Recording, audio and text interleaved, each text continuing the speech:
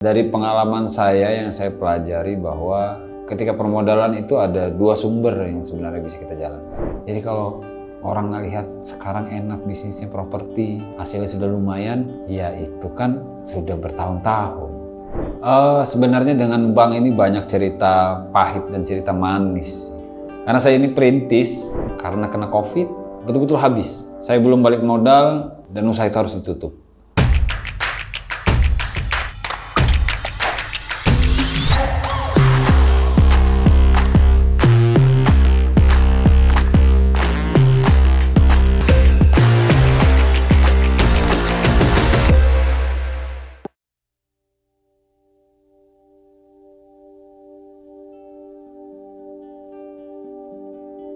Nama saya Rangga Lesmana, saya saat ini sedang menjalankan usaha di sektor properti.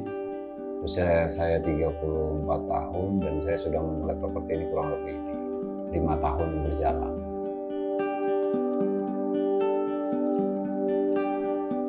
Memang tantangan pengusaha itu ya salah satunya ketika sudah memulai pasti kembali lagi ke permodalan.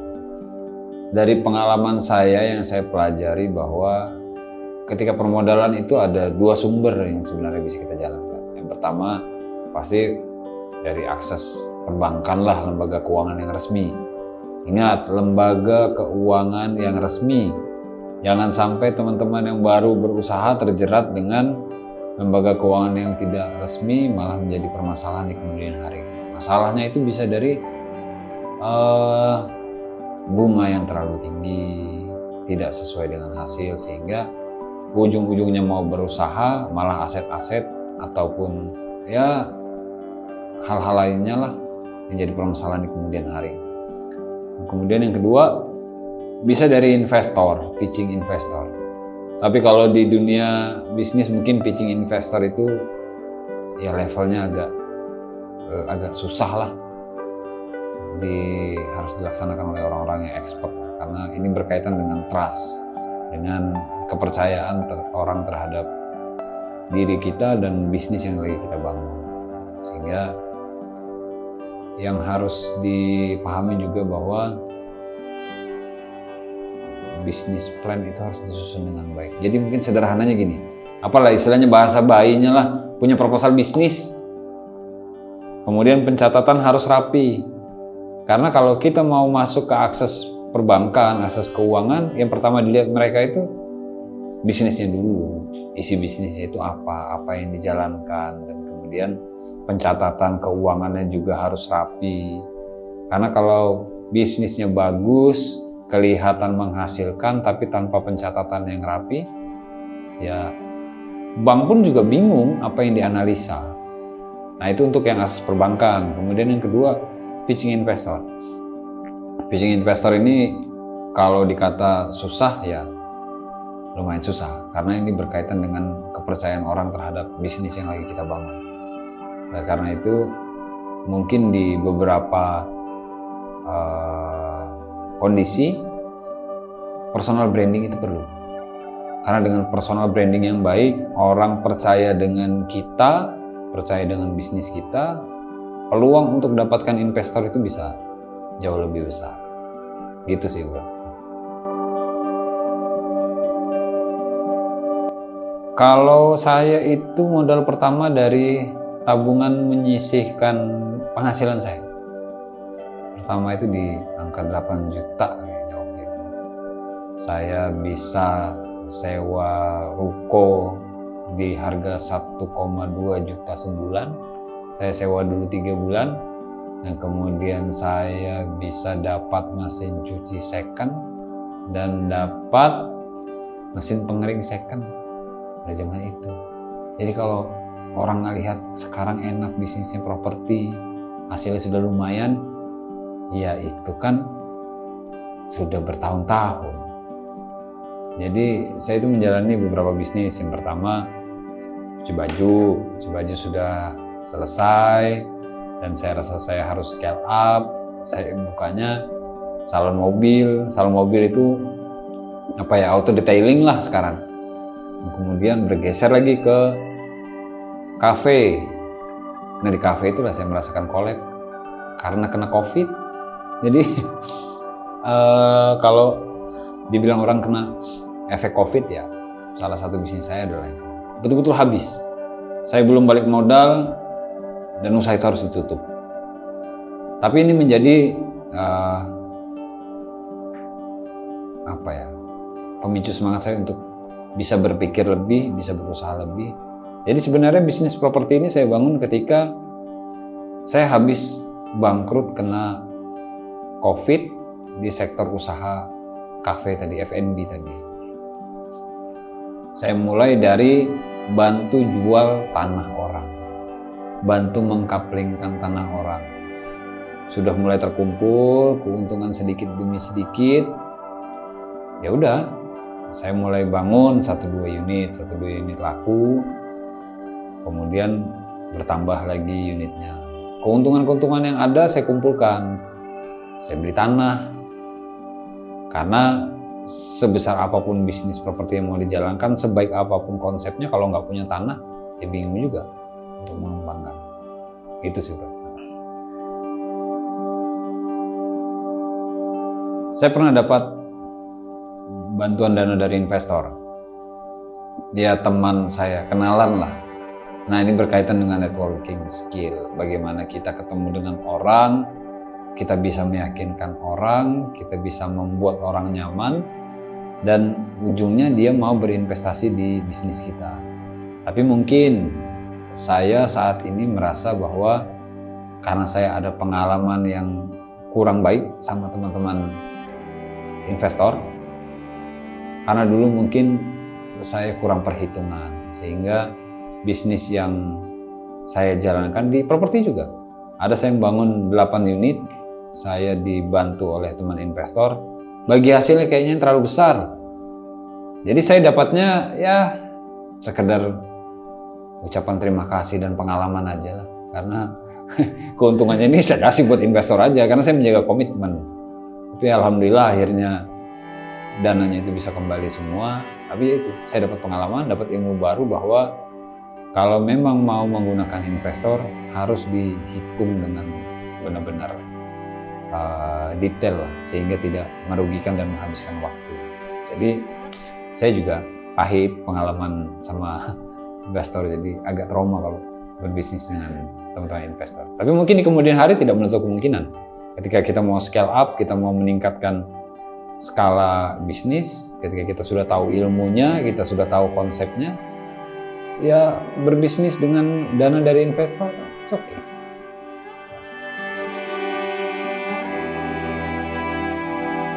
Apa yang dicari oleh investor? Investor itu suka angka tinggi, suka yang pasti mereka pasti akan melihat proyeksi bisnisnya seperti apa, dan kemudian potensi keuntungannya seperti apa, dan rencana ekspansinya.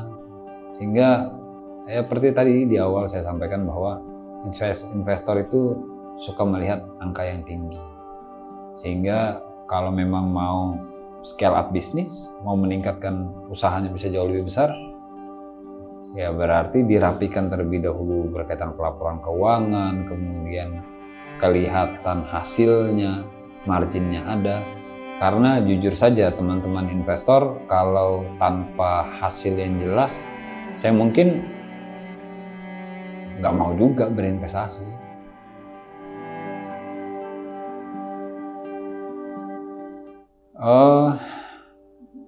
Nah ini yang saya suka nih. Gimana caranya meyakinkan investor? Jadi memang jalannya sebuah bisnis itu ketika dia bisa konsisten, dia bisa menunjukkan traffic yang bagus, dia bisa menunjukkan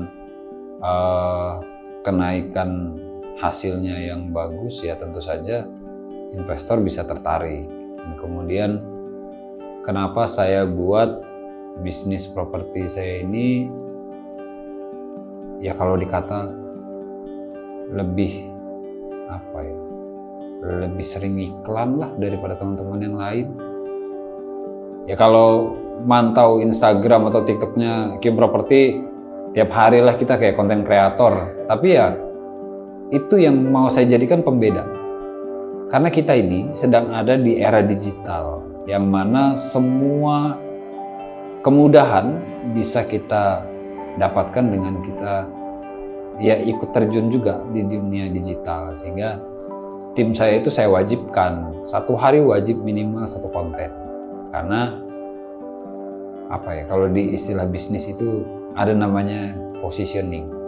Jadi ketika orang sering melihat iklan kita, orang sudah familiar dengan nama kita, ketika dia berpikir mau beli rumah di wilayah Kalimantan Tengah, di tempat-tempat yang ada kami bangun, ya mikirnya ke kami dulu.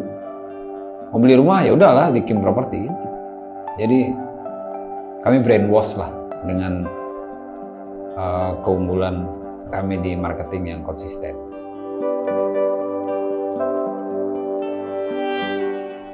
Sebenarnya dengan bank ini banyak cerita pahit dan cerita manis. Karena saya ini perintis, betul-betul saya itu dari awal hanya mengakses modal itu mungkin yang ke 300 juta lah. Jadi bertahap, semua proses itu pasti bertahap, tidak ada yang instan. Tidak bisa ujuk-ujuk pengusaha baru langsung bisa mengakses miliaran, belasan miliar atau puluhan miliar, nggak akan bisa. Jadi pengalaman pahit saya sama bank itu ya pasti ditolak bank lah. Jadi saya dulu pernah sama salah satu bank, saya ngajukan proyeksi bisnisnya sudah ada, kemudian wawancara juga sudah, agunannya juga sudah ada, sudah dianalisa berhari-hari, telepon supplier kita, telepon pembeli kita, telepon tim kantor kita, dan syukur nggak di ACC. Jadi kalau bicara pengalaman ditolak bank, ya saya udah lumayan kenyang lah.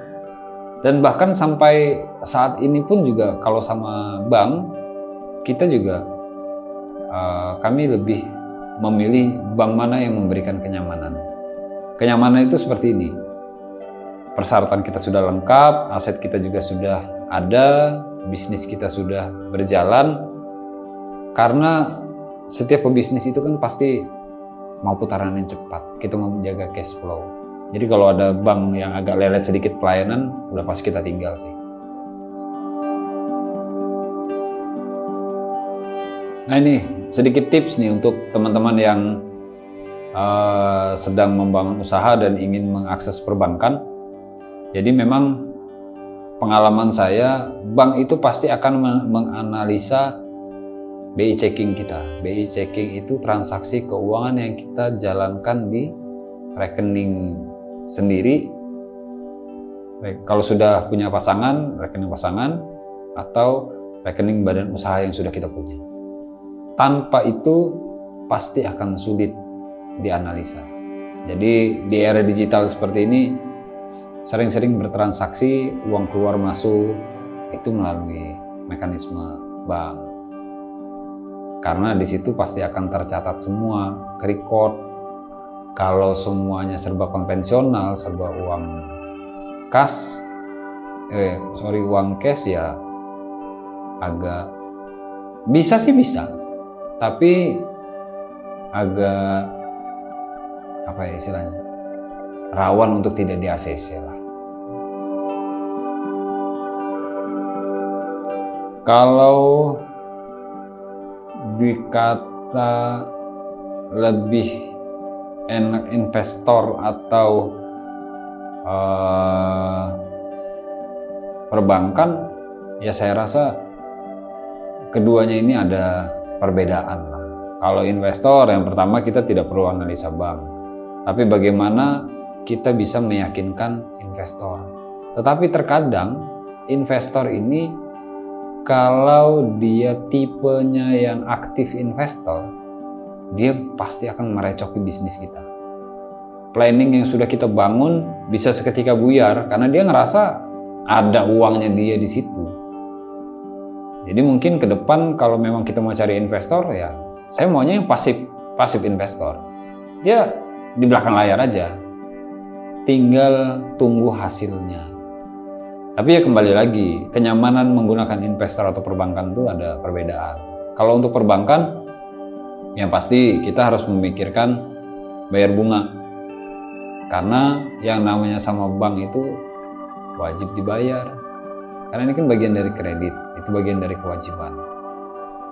Dan pengalaman saya sih ketika saya ngambilnya yang flat bulanan untuk pembayaran, ketika bisnis yang kita jalankan ini belum bisa maksimal dalam menghasilkan, ya pasti ada sedikit kepusingan di awal lah. Karena uangnya sudah keluar nih, berarti kan setorannya wajib. Uang belum menghasilkan, tapi sudah wajib setor. Tapi itu resiko, itu pilihan. Dan yang pasti bank itu tidak mendikte kita dalam berbisnis. Hanya mungkin kita diminta laporan lah. Gitu.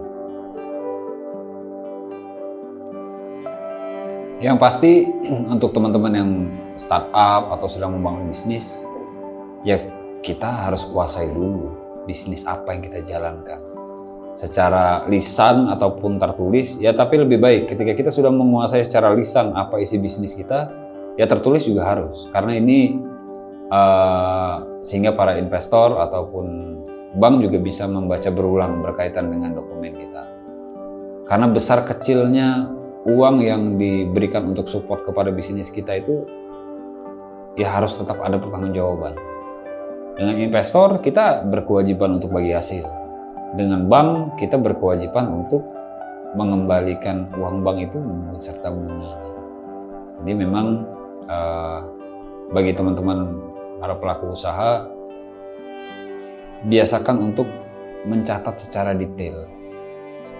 Uang masuk, uang keluar, uang produksi, uang marketing, uang untuk sosial, dan semuanya harus tercatat dengan rapi sehingga hasil dari bisnis ini juga bisa terasa. Karena kebanyakan memang terutama pengusaha baru, dan ini saya alami juga dulu, saya tidak bisa membedakan mana uang untuk bisnis, mana uang untuk pribadi. Untungnya saya selamat dari fase itu, karena banyak kejadian di teman-teman pelaku usaha di awal, semua uang dicampur, yaitu uang untuk usaha, yaitu uang untuk pribadi. Dan ketika ada kebutuhan yang besar untuk pribadi, akhirnya uang usaha tergerus dan ujung-ujungnya cash flow terganggu, ya bangkrut. Banyakan sih seperti itu. Proposal bisnis dan laporan keuangan yang rapi. Kalau proposal bisnis itu, karena kita pasti akan ketemu dengan banyak orang baru, orang yang tidak kenal, orang yang tidak bisa memprofiling secara langsung berkaitan dengan diri kita sendiri atau bisnis kita. Jadi proposal bisnis itu perlu. Karena di beberapa kesempatan saya ada buka pertanyaan dan tantangan lah di Instagram saya. Banyak yang men-DM, "Bang, saya punya jenis usaha ini, bisa nggak disupport?" Ya saya tanya balik, kamu mau ngerjain apa? Bisnismu apa? Gambarannya apa? Karena dalam berbisnis itu harus realistis. Realistis itu begini loh, contoh. Ada yang mau berbisnis, apa kemarin ya? Pupuk kompos. Ya dia nanya sama saya sampaikan bahwa marketmu ada nggak? Yang beli ada apa enggak? Karena bisnis itu kan harus ada pembeli. Ya kita berbisnis, kita memproduksi barang, kalau nggak ada yang beli, buat apa? Ya kan? Dan kemudian, jadi memang ketika teman-teman mau memutuskan diri untuk berbisnis, pastikan yang beli itu ada. Segmennya apa, marketnya juga harus jelas. Kemudian berkaitan dengan pelaporan keuangan, nah ini menarik nih. Pelaporan keuangan itu saat ini kita bisa banyak belajar dari sekedar ketik Google aja lah, pelaporan keuangan dasar yang bisa dijalankan bisnis kecil.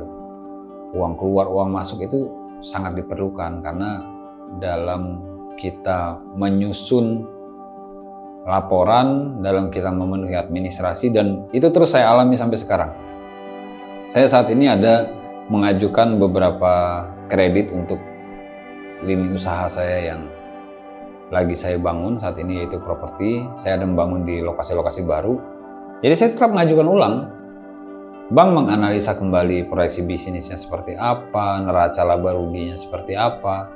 Jadi memang jangan sampai teman-teman yang baru memulai usaha itu menggampangkan pelaporan keuangan. Jadi laporan keuangan harus rapi. Karena kalau sudah rapi, teman-teman juga enak untuk bisa menganalisa ataupun ya untuk mengajukan ke investor, untuk mengajukan ke bank juga jauh lebih gampang.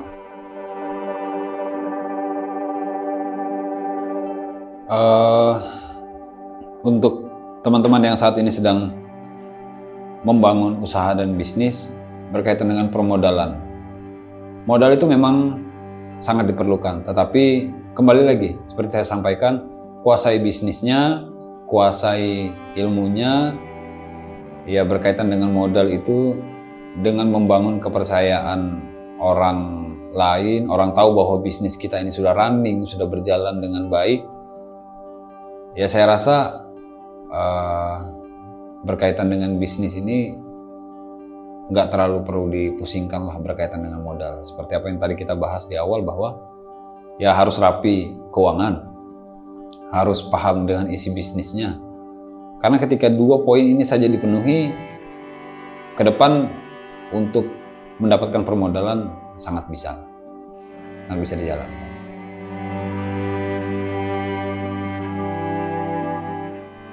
Berkaitan dengan permodalan, gini, berbisnis itu harus bertanggung jawab. Apa yang kita ambil untuk permodalan, apalagi itu kita mendapatkan kredit atau pinjaman, ya berarti kita harus bertanggung jawab. Karena saya sudah banyak bertemu dengan orang yang menjadikan saya investor, saya titip dana. Tapi ketika dia tidak bisa menggunakan ini dengan baik, dia tidak bertanggung jawab dengan apa yang dia pinjam. Jadi saya beranggapan bahwa ketika satu bisnis dibangun dengan hal yang negatif dan ketidakjujuran, pasti jalannya juga tidak akan baik. Sehingga saya banyak bertemu dengan orang-orang oknum lah ya saya sebut, yang suka memanfaatkan keadaan. Dan ujung-ujungnya apa? Dia hanya mengambil keuntungan sesaat dan saat ini dia tidak bisa berkembang. Jadi banyak kejadian seperti itu, ya kalau kasarannya bisnisnya nipu orang lah, ya seperti itu. Jadi teman-teman, ketika bisnis itu kita bangun dengan hal yang baik, ya pasti juga akan, hasilnya juga pasti akan baik.